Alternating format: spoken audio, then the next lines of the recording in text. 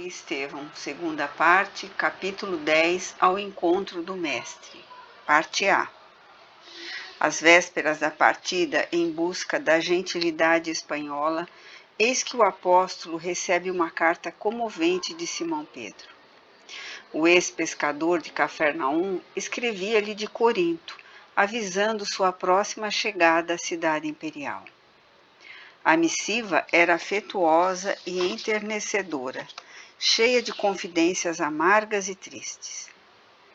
Pedro confiava ao amigo suas derradeiras desilusões na Ásia e mostrava-se-lhe vivamente interessado pelo que lhe sucedera em Roma. Ignorando que o ex-rabino fora restituído à liberdade, procurava confortá-lo fraternalmente.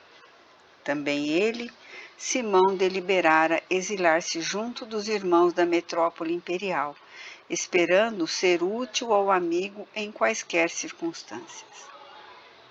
Ainda, no mesmo documento íntimo, rogava aproveitasse o portador para comunicar aos confrades romanos o propósito de se demorar algum tempo entre eles. O convertido de Damasco leu e releu a mensagem amiga, altamente sensibilizado. Pelo emissário, irmão da igreja de Corinto, foi avisado de que o venerando apóstolo de Jerusalém chegaria ao porto de Hóstia dentro de 10 dias mais ou menos. Não hesitou um momento. Lançou mão de todos os meios ao seu alcance. Preveniu os íntimos e preparou uma casa modesta, onde Pedro pudesse alojar-se com a família. Criou o melhor ambiente para a recepção do respeitável companheiro. Valendo-se do argumento de sua próxima excursão à Espanha, dispensava as dádivas dos amigos, indicando-lhe as necessidades de Simão, para que nada lhe faltasse. Transportou quanto possuía em objetos de uso doméstico do singelo aposento que alugara junto à porta lavernal para a casinha destinada a Simão, próximo dos cemitérios israelitas da Via Ápia. Esse exemplo de cooperação foi altamente apreciado por todos. Os irmãos mais humildes fizeram questão de oferecer pequeninas utilidades ao apóstolo, venerando que chegaria desprovido. Informado de que a embarcação entrava no porto, o ex-rabino largou-se pressurosamente para a Hóstia. Lucas e Timóteo, sempre em sua companhia, junto de outros cooperadores devotados, o amparavam nos pequenos acidentes do caminho, dando-lhe o braço aqui e ali. Não fora possível organizar uma recepção mais ostensiva. A perseguição surda aos adeptos do Nazareno apertava o cerco por todos os lados. Os últimos conselheiros honestos do imperador estavam desaparecendo. Roma assombrava-se com a enormidade e quantidades de crimes que se repetiam diariamente. Nobres figuras do patriciado e do povo eram vítimas de atentados cruéis. A atmosfera de terror dominava todas as atividades políticas e, no cômputo dessas calamidades, os cristãos eram os mais rudemente castigados em vista da atitude hostil de quantos se acomodavam com os velhos deuses e se regalavam com os prazeres de uma existência dissoluta e fácil. Os seguidores de Jesus eram acusados e responsabilizados por quaisquer dificuldades que sobrevinham. Se caía uma tempestade mais forte, devia-se o fenômeno aos adeptos da nova doutrina.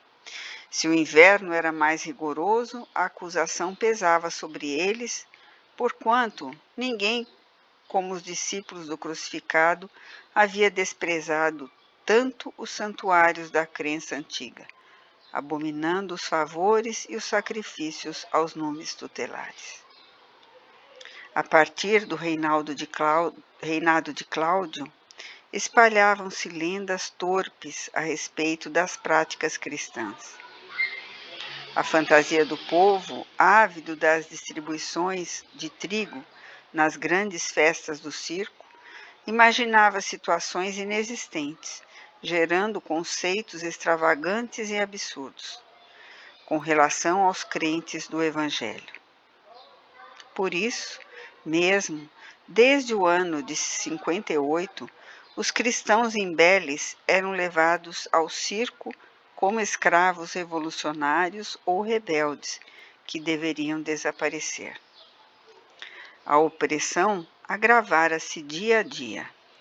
Os romanos, mais ou menos ilustres pelo nome ou pela situação financeira, que simpatizavam com a doutrina do Cristo, continuavam indenes de públicos vexames.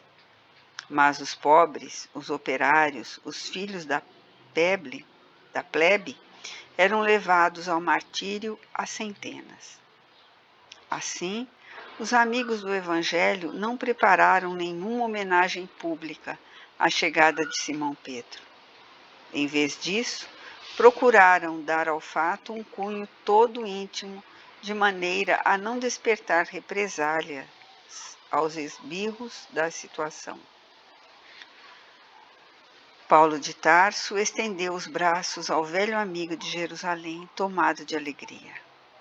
Simão trouxera a esposa e os filhos, além de João. Sua palavra generosa estava cheia de novidades para o apóstolo do gentilismo. Em poucos minutos, ficou sabendo da morte de Tiago e das novas torturas infligidas pelo Sinédrio à igreja de Jerusalém. O velho pescador contava as últimas peripécias da sua sorte bem-humorado. Comentava os testemunhos mais pesados com um sorriso nos lábios e intercalava toda a narrativa de louvores a Deus. Depois de reportar-se as lutas que empenhara em muitas e repetidas peregrinações, contava ao ex-rabino que se refugiara alguns dias em Éfeso, junto de João, sendo acompanhado pelo filho de Zebedeu até Corinto, onde resolveram demandar a capital do império. Paulo, por sua vez, relatou as tarefas recebidas de Jesus nos últimos anos. E era de ver-se o otimismo e a coragem desses homens, que, inflamados do espírito messiânico e amoroso do Mestre, comentavam as desilusões e as dores do mundo como láureas da vida.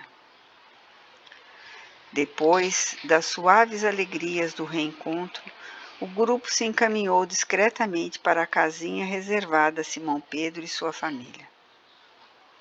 O ex-pescador, sentindo a excelência da acolhida carinhosa, não encontrava palavras para traduzir os júbilos da alma.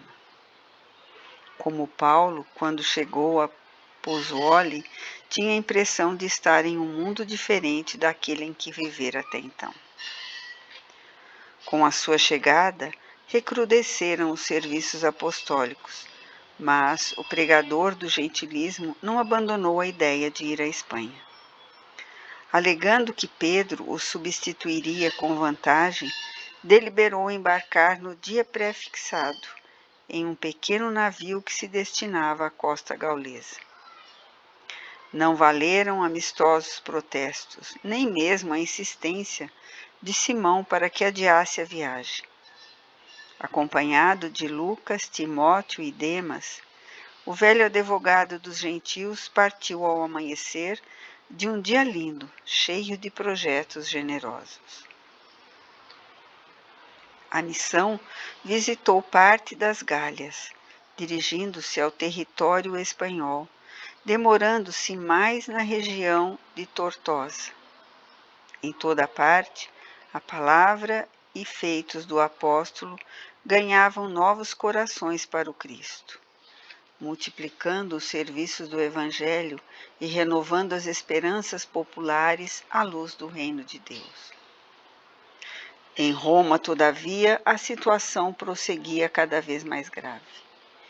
Com a perversidade de Tigelino à frente da prefeitura dos pretorianos, acentuara-se o terror entre os discípulos de Jesus. Faltava somente um edito em que os cidadãos romanos, simpatizantes do Evangelho, fossem condenados publicamente, porque os libertos, os descendentes de outros povos e os filhos da plebe já enchiam as prisões. Simão Pedro, como figura de relevo do movimento, não tinha descanso. Não obstante a fadiga natural da senectude, procurava atender a todas as necessidades emergentes. Seu espírito poderoso sobrepunha-se a todas as vicissitudes e desempenhava os mínimos deveres com devotamento máximo à causa da verdade. Assistia aos doentes, pregava nas catacumbas, percorria longas distâncias, sempre animoso e satisfeito. Os cristãos do mundo inteiro jamais poderão esquecer aquela falange de abnegados que os precedeu nos primeiros testemunhos da fé, afrontando situações dolorosas e injustas, regando com sangue e lágrimas a sementeira do Cristo, abraçando-se mutuamente, confortados nas horas mais negras da história do Evangelho, nos espetáculos hediondos do circo, nas preces de aflição que se elevavam dos cemitérios abandonados. Tigelino, grande inimigo dos prosélitos do Nazareno, buscava agravar a situação por todos os meios ao alcance de sua autoridade odiosa e perversa. O filho de Zebedeu preparava-se para regressar à Ásia quando um grupo de esbirros dos perseguidores o colheu em pregação carinhosa e inspirada, na qual se despedia dos confrades de Roma com exortação de tocante reconhecimento a Jesus. Apesar das atenciosas explicações, João foi preso e esbordoado impiedosamente, e com ele dezenas de irmãos foram trancafiados nos cárceres imundos do Esquilino. Pedro recebeu a notícia dolorosamente surpreendido. Conhecia a extensão dos trabalhos que aguardavam na Ásia o companheiro generoso e rogou ao Senhor não o abandonasse, a fim de obter a absolvição justa. Como proceder em tão difíceis circunstâncias? Recorreu às relações prestigiosas que a cidade lhe oferecia. Entretanto, seus afeiçoados eram igualmente pobres de influência política nos gabinetes administrativos da época. Os cristãos de posição financeira mais destacada não ousavam enfrentar a onda avassaladora de perseguição e tirania. O antigo chefe da igreja de Jerusalém não desanimou. Precisava libertar o amigo, concorrendo para isso com todo o potencial de energia na esfera de suas possibilidades. Compreendendo a timidez natural dos romanos simpatizantes do Cristo, buscou reunir apressadamente uma assembleia de amigos íntimos para examinar o caso. No meio dos debates, alguém se lembrou de Paulo. O apóstolo dos gentios dispunha na capital do império de grande número de afeiçoados eminentes. No caso de sua absolvição, a providência partira do círculo dileto de Pompeia Sabina. Muitos militares, colaboradores de Afrânios Burros, eram seus admiradores. Acácio Domício, que dispunha de valiosos empenhos junto dos pretorianos, era seu amigo dedicado e incondicional. Ninguém melhor que o ex-tecelão de Tarso poderia incumbir-se da delicada missão de salvar o prisioneiro. Não seria razoável pedir sua ajuda? Comentavam-se o caráter urgente da medida, mesmo porque numerosos cristãos morriam todos os dias na prisão do Esquilino, vítimas das queimaduras de azeite fervente. Tigelino e alguns comparsas da administração criminosa distraíam-se com os suplícios das vítimas. O azeite era lançado aos infelizes no poste do martírio. Outras vezes, os prisioneiros maniatados eram mergulhados em grandes barris de água em ebulição. O prefeito dos pretorianos exigia que os correligionários assistissem ao suplício para escarmento geral. Os encarcerados acompanhavam as tristes operações, banhados em prantos silenciosos. Verificada a morte da vítima, um soldado se encarregava de lançar as vísceras aos peixes famintos, nos tanques vastos das prisões odiosas.